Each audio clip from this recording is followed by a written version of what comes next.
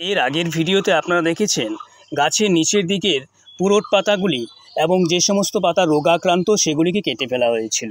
আর যে কাজটা করা হয়েছিল, গুঁড়ির মাটি সামান্য খুঁড়ে দেওয়া হয়েছিল যেন তাড়াতাড়ি শুকিয়ে যায়। নমস্কার বন্ধুরা, আমি সঞ্জয়। আপনারা দেখছেন মাইরুফ মাই গার্ডেন ইউটিউব চ্যানেল। এই বেগুন গাছ নিয়ে ধারাবাহিকভাবে আমি পরিচর্যা করবার সঙ্গে সঙ্গে ভিডিও আপলোড করে যাচ্ছি। এগুলি গরমের বেগুন এবং সমস্ত বর্ষাকাল জুড়ে এরা ফলন দিয়ে যাবে। গাছে যখন ফুল চলে আসছে, পরিচর্যার একটু পরিবর্তন করতে হবে, আগের ভিডিওতেই বলেছিলাম।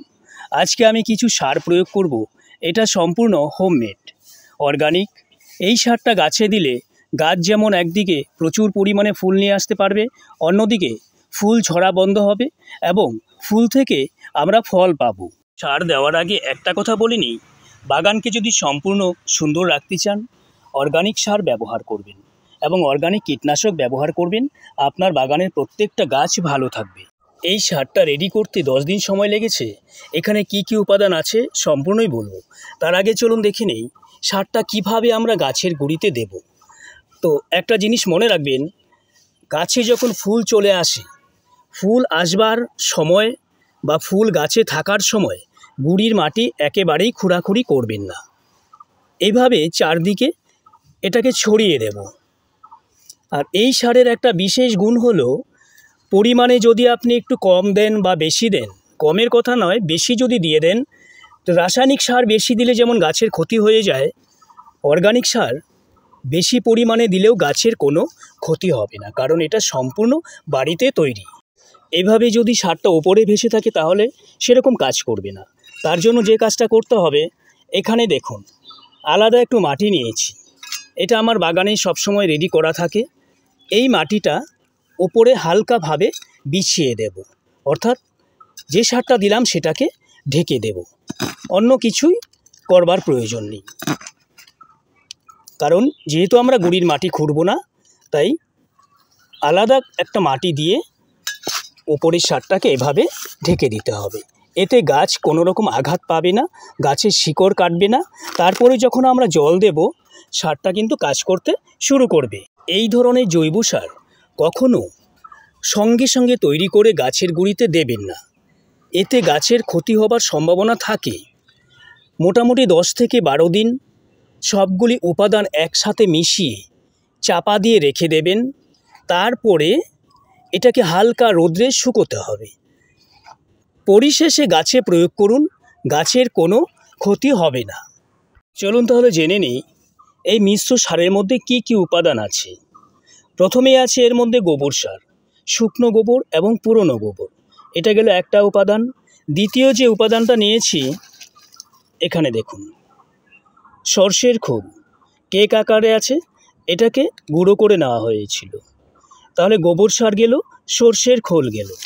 আর যে জিনিসটা, এটা চিনতে পারছেন, কলার খোসা শুকিয়ে তারপরে এটাকে পেস্ট করে নেওয়া হয়েছে, গুঁড়ো করে নেওয়া হয়েছে।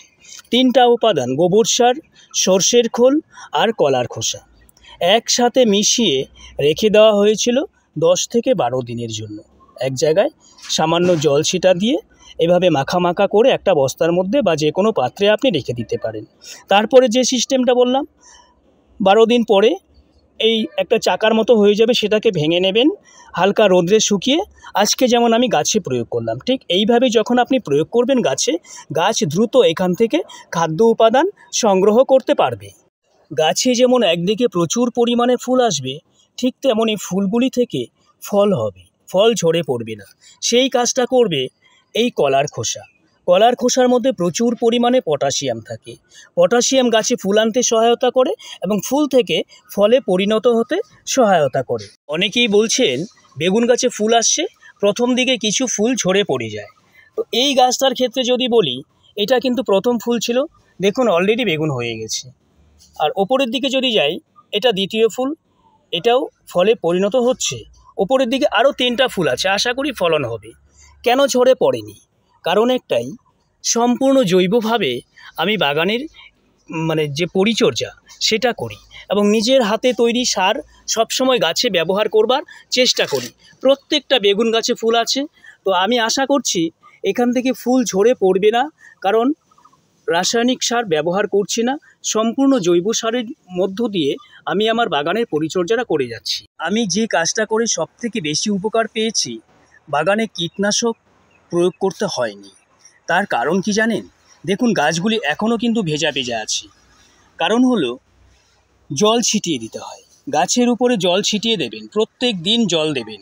এতে পোকামাকড়ের উপদ্রব অনেকটাই কমে যায়।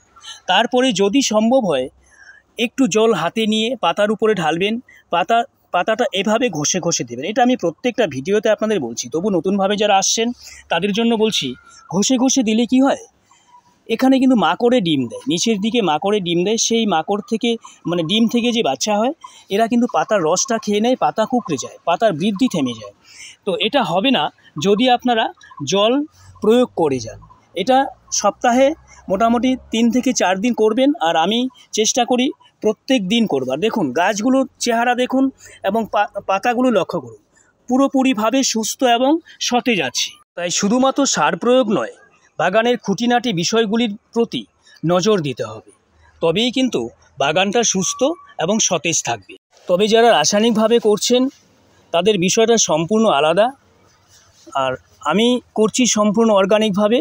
যদি আমার দেওয়া তথ্য আপনাদের পছন্দ হয়, ভালো লাগে, তাহলে প্লিজ সাবস্ক্রাইব করে এভাবেই সঙ্গে থাকবেন।